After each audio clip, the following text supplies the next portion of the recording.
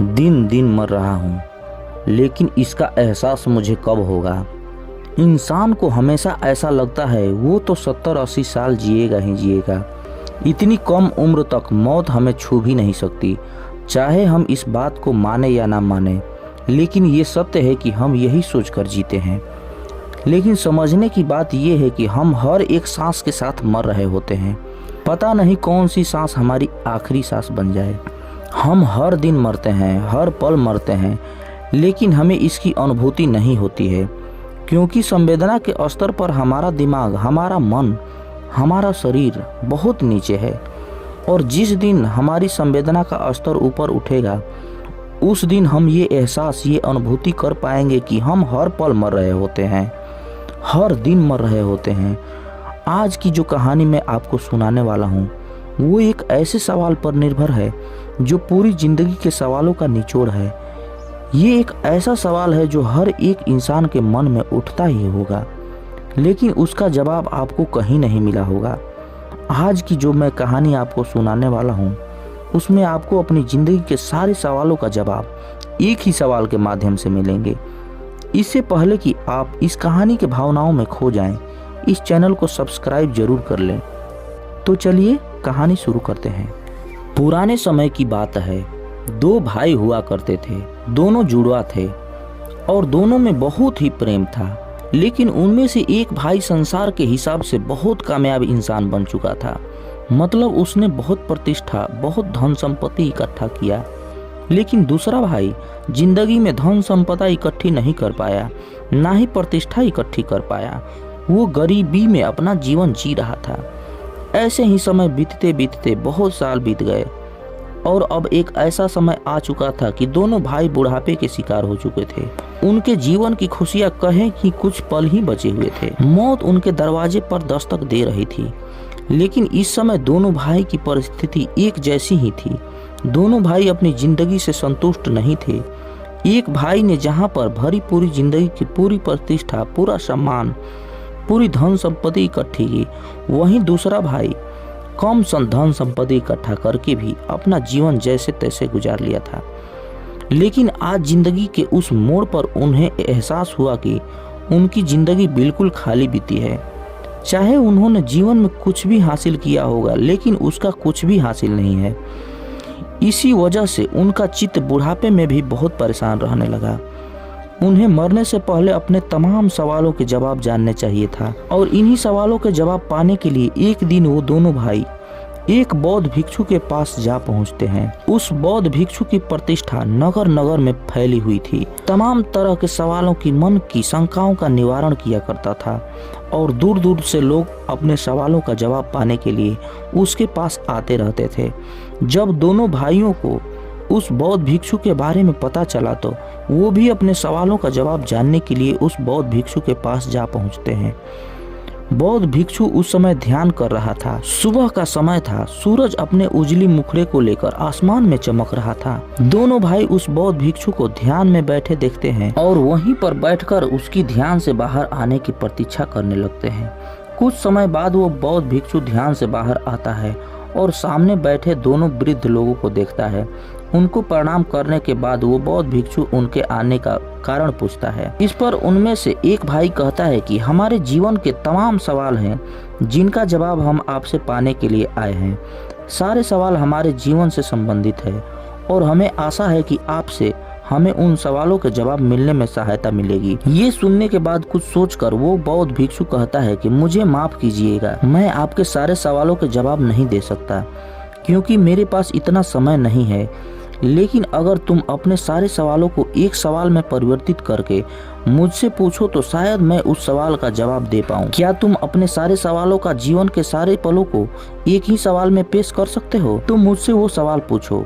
दोनों भाई कुछ समय के लिए आपस में चर्चा करते हैं और कुछ सोचकर एक भाई कहता है कि वैसे तो सारी जिंदगी को एक सवाल में पेश करना बहुत मुश्किल है। ये बहुत ही नामुमकिन सी बात लगती है। लेकिन हम दोनों भाइयों ने आपस में एक सहमति करके अपनी जिंदगी के एक सवाल में पिरो दिया है और वो सवाल ये है कि मैंने और मेरे भाई ने अपने जीवन को संपूर्ण तरीके से जिया है। मैंने अपने जीवन में बहुत ही धन संपदा इकट्ठे की, बहुत प्रतिष्ठा कमाई और मेरे भाई ने कम धन संपत्ति इकट्ठी की, लेकिन फिर भी उसने अपना जीवन संतोषजनक जिया। लेकिन अब जीवन की इस मोड़ पर, जहाँ पर हमें मौत कभी भी शिकंजे में ले सकती है, हमें पता नहीं कैसा एहसास हो रहा है। हमें लगता है कि हमारे जीवन में जो भी इकट्ठा किया, जो भी पाया, वो सब कुछ व्यर्थ है, वो सब कुछ खाली है, क्योंकि मौत सब कुछ खत्म कर देगी। कल हम मर जाएंगे और हमारे सिद्धांत, हमारे मूल्य, हमारे धन संपदा, हमारी प्रतिष्ठा, हमारे संतोष सब यहीं पर छूट जाएंगे। और हमारे मन में ये सवाल जन्म ले रहा है कि जीवन में ऐसी मूल्यों का क्या उपयोग जो मौत के साथ खत्म हो जाए। हमने अपने मूल्यों के लिए, जीवन के आदर्शों के लिए सब कुछ दांव पर रख दिए। हमने अपने बहुत से अच्छे रिश्तों को, अपने आदर्शों को, अपने मूल्यों को लेकर दावान कर दिया, उन्हें छोड़ दिया ताकि हमारे मूल्य, हमारे आदर्श बचे रह सके। लेकिन आज जीवन के उस मोड़ पर हमें एहसास होता है कि वो सारे मूल्य एक बोझ की तरह हमारे सर पर बैठे हुए थे। और अब उन मूल्यों का क्या फायदा जब मौत उन सारे आदर्शों को, सारे मूल्यों को खत्म कर देगी। और ये सवाल हमारे मन को कचोट रहा है, हमारे मन को पीड़ा पहुंचा रहा है, क्योंकि हम जीवन की असली सत्य को पहचान ही नहीं पाए। और वो सत्य क्या है ये हम अब भी नहीं जानते, और इस सत्य को जाने बिना मरना बहुत ही कष्टदायक अनुभव दे रहा है। कृपया करके मेरे सवाल का जवाब देने की कृपा करें। मैं जानना चाहूंगा कि इंसान के आदर्श, इंसान का मूल्य, इंसान के जीवन जीने की शैली कैसी होनी चाहिए, ताकि वो बुढ़ापे में सभी सवालों से मुक्त होकर अपने प्राण त्याग सके। सवाल बहुत गहरा था। बौद्ध भिक्षु ने कुछ सोचकर इसका जवाब देना शुरू किया। उसने कहा कि जीवन के तमाम वर्षों तक हम ऐसे जीते हैं कि हम सदा के लिए जीने आए हैं, हमारा कोई अंत नहीं है। और जब तक कोई बीमारी या फिर बुढ़ापा हमें अपने शिकंजे में नहीं लेता, हमें लगता रहता है कि हम तो अजर अमर हैं, हमारी कोई मौत नहीं है। तुम बताओ कि बुढ़ापे से पहले तुम्हारे जीवन में कोई पल ऐसा आया जब तुम्हें लगा कि कोई शायद ये सांस कहीं मेरी आखिरी सांस बन जाए? कभी ऐसा एहसास हुआ? कभी ऐसी अनुभूति हुई? क्या ऐसे सवाल तुम्हारे मन में कभी जवानी के दिनों में आए? क्योंकि उस वक्त इंसान तमाम तरह की वासनाओं में लिप्त रहता है। वो सोचता है कि जीवन में कुछ पाना है, धन इकट्ठा करना है, प्रतिष्ठा इकट्ठी करनी है, या फिर संतोष में अपना जीवन जीता है। और इसी प्रकार वो अपने मूल्यों को, अपने आदर्शों को अपने जीवन के लिए निर्धारित करता है। लेकिन जिस दिन कोई अनहोनी घटी, जब मौत हमें अपने करीब नजर आती है, उस दिन हमारे मन में ये सवाल जरूर उठता है कि जीवन का आदर्शों का, जीवन के मूल्यों का क्या महत्व, उसका क्या हासिल हो। अगर अभी हमारे प्राण निकल जाए, क्या मेरे आदर्श, क्या मेरे मूल्य मुझे संतोष दे सकते हैं, परिपूर्णता से मरने का साधन दे सकते हैं? और उस समय हमें ये एहसास होता है कि जीवन के आदर्श और जीवन के मूल्य वो थे जो समाज ने हम पर डाले, जो इस जमाने की देन है, वो हमारे अपने नहीं है। हमने दुनिया में देखा लोगों को धन संपदा और प्रतिष्ठा इकट्ठी करते हुए, और हमने अपने जीवन के आदर्श वही चुन लिए, वही बना लिए। लेकिन ये आदर्श, ये मूल्य कागज की नाव की भांति होती है। जब भी बारिश होती है तो कागज की नाव तहस नहस हो जाती है। लेकिन जब तक इंसान को ये एहसास होता है तब तक बहुत देर हो चुकी होती है। तब तक उसे लगता है कि मैंने अपना पूरा समय गंवा दिया, मैंने अपना जीवन व्यर्थ के आदर्श में, व्यर्थ के मूल्य करने में लगा दिए, कंकड़ पत्थर इकट्ठी करने में लगा दिए, लेकिन मुझे कुछ भी हासिल नहीं हुआ। और अब मेरे पास समय भी नहीं बचा, क्योंकि मौत मेरे दरवाजे पर दस्तक दे रही है। और यही विचार इंसान के मन में, इंसान के हृदय में पीड़ा उत्पन्न कर देता है, एक असंतोष की भावना उत्पन्न कर देता है, जिससे वो परिपूर्णता से मर नहीं पाता, मौत की खुशी खुशी गले ही लगा नहीं पाता। लेकिन असली सवाल ये नहीं है। असली सवाल ये है कि मौत को खुशी खुशी गले लगाया जा सकता है? क्या परिपूर्णता के साथ, संतोष के साथ मृत्यु को पाया जा सकता है? और अगर इस सवाल का सटीक जवाब आपको मिल जाता है तो आपको जीवन जीने की राह भी मिल जाती है, क्योंकि मौत ही होती है जो जीवन का दूसरा हिस्सा होती है, दूसरा पहलू होती है, जो हमें जीवन जीने का मार्ग दिखलाती है। जरा सोचो कि तुम्हारी मृत्यु आज अभी यहीं पर हो जाए तो तुम्हें किस बात का पछतावा होगा? जरा सोचो, तुम्हें पछतावा होगा तमाम उन चीजों को जो तुम अपने जीवन में हासिल नहीं कर पाए, जो तुमने अपने जीवन निर्धारित किए थे, तुम उन तक पहुंच नहीं पाए। और यही पीड़ा तुम्हारे मन को दीमक की तरह खा रही है। और अगर तुमने अपने लक्ष्य को हासिल कर भी लिया, उसे पा भी लिया, तो भी तुम्हारा मन संतोष में क्यों नहीं है? क्योंकि आज उस मोड़ पर तुम्हें पता चला कि वो लक्ष्य जो मैंने निर्धारित किया था, जो मैंने बनाया था, वो मिथ्या था, वो सच नहीं था, वो वास्तविक नहीं था, वो परमानंद देने वाला नहीं था। और इसलिए वो लक्ष्य तुम्हारे मन को पीड़ा पहुंचा रहा है कि तुमने अंधकार में, अज्ञानता में एक गलत लक्ष्य को चुन लिया और जिंदगी भर उस लक्ष्य को पाने के लिए अपनी पूरी ताकत झोंक दी। और आखिर में तुम्हें पता चला कि वो लक्ष्य तो मिथ्या था, वो तो झूठा था। और जरा सोचो, तुम लक्ष्य को पाने के लिए गलत दिशा में चलते जा रहे हो। और जब तुम मीलों दूसरी दिशा में बढ़ते चले गए, तब तुम्हें दूसरे छोर पर पहुंचकर एहसास हुआ कि जीवन का लक्ष्य तो उस पार था, दूसरी तरफ था, लेकिन तुमने अब उसे आंखें खोलकर देखा ही नहीं और तुम दूसरी दिशा में बढ़ते चले जा रहे थे, इस उम्मीद की शायद ये रास्ता जहाँ खत्म होगा वहाँ पर मेरा लक्ष्य मुझे मिल जाएगा। जिंदगी में खाना पीना तो एक जानवर भी खाते हैं, वो भी कमाते हैं, वो भी मेहनत करते हैं, वो भी अपना परिवार बसाते हैं, वो भी अपनी प्रतिष्ठा कायम करना चाहते हैं। लेकिन सोचने की बात ये है कि इंसान के लक्ष्य में और जानवरों के लक्ष्य में क्या अंतर होता है, और अगर कोई अंतर ही नहीं होता तो क्या अंतर होना चाहिए। जानवर का लक्ष्य यहीं तक सीमित रहता है कि मुझे खाना मिल जाए और मैं आराम से अपनी जिंदगी जी सकूं। एक जानवर का यही लक्ष्य होता है। इसके अलावा उस जानवर को बच्चे पैदा करने में संतोष मिलता है और घोर घोर खाने के लिए अपना पूरा जिंदगी निकाल देता है। लेकिन आज के युग में हम देखते हैं कि इंसान भी इन्हीं चीजों का संग्रह करता है। वो चाहता है कि मैं धन संपत्ति इकट्ठा कर लूं, अच्छा घर बना लूं, अच्छा परिवार बसा लूं और यही मेरा एकमात्र लक्ष्य है। इससे ज्यादा कुछ करना है तो समाज में प्रतिष्ठा भी इकट्ठा कर लूं और मेरा जीवन परिपूर्ण हो जाएगा। कितनी समानता है दोनों के लक्ष्य में। एक जानवर और इंसान का लक्ष्य लगभग बराबर सा लगता है, लगभग एक जैसा लगता है।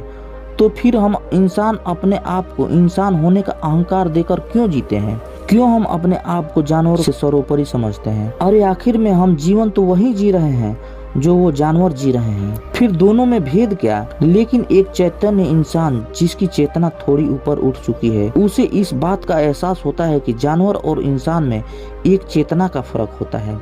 जानवर की चेतना कम होती है, उसका होश कम होता है, वही इंसान की चेतना ऊपर होती है। इंसान की चेतना इस प्रकार बनाई गई है कि वो चाहे तो उसे परमात्मा को भी हासिल कर सकता है। लेकिन हम उस चेतना का उपयोग कहाँ पर करते हैं? धन संपदा, प्रतिष्ठा या छोटे छोटे लक्ष्य, ये कंकड़ पत्थर इकट्ठा करने में। उसी चेतना के स्तर को और ऊंचा उठाते हुए हम परमानंद का आनंद उठा सकते थे, उस परमात्मा को जान सकते थे।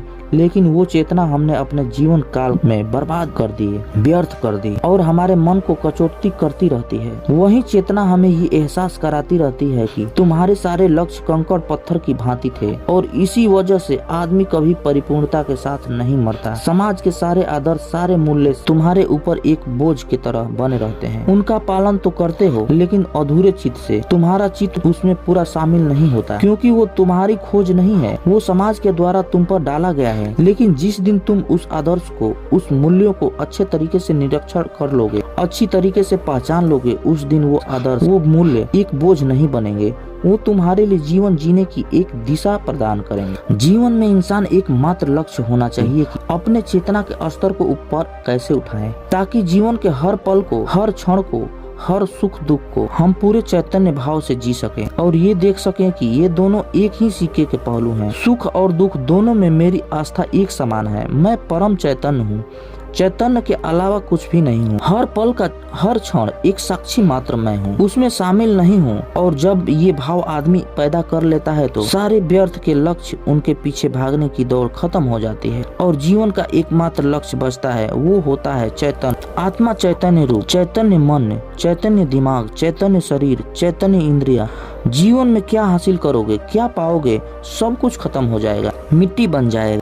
और जब मिट्टी बनेगा तब तुम देखकर पछतावा करोगे कि मैंने तो अपने जीवन को ऐसे ही मूल्यवान समझ लिया था। अरे क्या मूल्यवान था इसमें? तुमने चेतना के स्तर को उठाया और तुम चैतन्य बने और आज तुम रो रहे हो। अब क्या होगा जब चिड़िया चुग गई खेत? कुछ क्षण बचे हैं जिंदगी में, बुढ़ापे के बाद अब पछतावा करके क्या फायदा? लेकिन कहते हैं कि जहाँ जागो वहीं सवेरा। चेतना पैदा करने के लिए एक एहसास, एक पल, एक क्षण ही काफी होता है और पूरा जीवन एक पल में रूपांतरित हो जाता है। अगर अब भी तुम्हारे अंदर ये होश पैदा हो जाता है कि जीवन क्या है, जीवन का असली मतलब क्या है, अगर तुम ये भली भांति जान पाते तो तुम्हारा अवचेतन मन इस बात को समझ पाता है तो तुम्हारा जीवन इसी पल को रूपांतरित हो जाएगा और जीवन के जितने भी पल बचे हुए हैं उनको जीने में तुम्हें पछताप नहीं होगा। पूरे चैतन्य होकर जियोगे। जरा सोचो, अगर हम ऐसे जीवन जिए कि हर दिन मेरी आखिरी दिन बन जाए, मुझे लगे मेरा हर सुबह एक नया जन्म हो रहा है, एक नई शुरुआत हो, एक नए चैतन्य का जन्म हो, एक नया इंसान पैदा हो। सोचो, अगर ऐसी जिंदगी, ऐसी सोच हम पैदा कर ले तो जीवन कितना रूपांतरित हो सकता है। हर दिन हमारे लिए अनोखा बन सकता है। हर दिन हमारे लिए चैतन्य के स्तर को ऊपर उठाने की एक सीढ़ी बन सकती है। लेकिन हम क्या करते हैं? ऐसे लक्ष्य को किसी काम का नहीं, वो धन संपदा को, प्रतिष्ठा जो सम्मान में मिल जाएगी। कितने ही राजा और रंक आए और हमें सब कुछ हमारी आंखों के सामने इतिहास गवाह है, ये बताकर गए कि जीवन में कुछ भी हासिल करने जैसा नहीं है। जीवन व्यर्थ है, उसकी एक ही सार्थकता है और वो है चैतन्य। चैतन्य मन। आपका मन जितना चैतन्य होगा, जितना संवेदनशील होगा, उतना ही आप प्रकृति का, लोगों से बात करने का आनंद उठा पाएंगे। लेकिन अगर आप उस जगह पर मौजूद ही नहीं, आप होश में ही नहीं, तो आप क्या करेंगे? वो पल, वो क्षण बेकार, व्यर्थ, आपके जीवन में घटित ही नहीं हुआ, ऐसा प्रतीत होगा आपको। और जब आप प्रकृति में उपस्थित ही नहीं रहेंगे, आप दोष देते हैं, मैंने तो लक्ष्य और आदर्श इतने अच्छे बनाए थे, लेकिन जीवन में कुछ हासिल ही नहीं हुआ। लक्ष्य निर्धारित करना चैतन्य नहीं है, वो चेतना नहीं है। लक्ष्य को निर्धारित करके आप होश में जीना नहीं सीख सकते, आनंद में जीना नहीं सीख सकते। जरा सोचो, क्या ये सत्य नहीं है? यही तो परम सत्य है जीवन का, और यही बुढ़ापे का आखिरी सवाल है, जिसका जवाब उन दोनों वृद्ध लोगों को दिया। तो दोस्तों, बुढ़ापा आने से पहले जाग जाओ, क्योंकि बुढ़ापा में अगर आप चैतन्य होते हैं तो आपको पछताप हाथ लगेगा।